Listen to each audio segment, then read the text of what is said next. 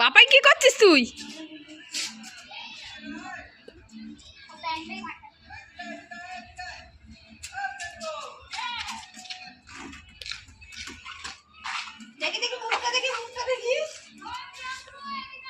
দাঁড়া আসছি 2 minute.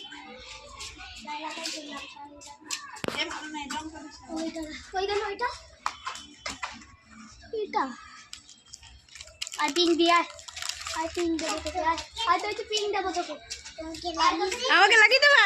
Thank you, happy Holi.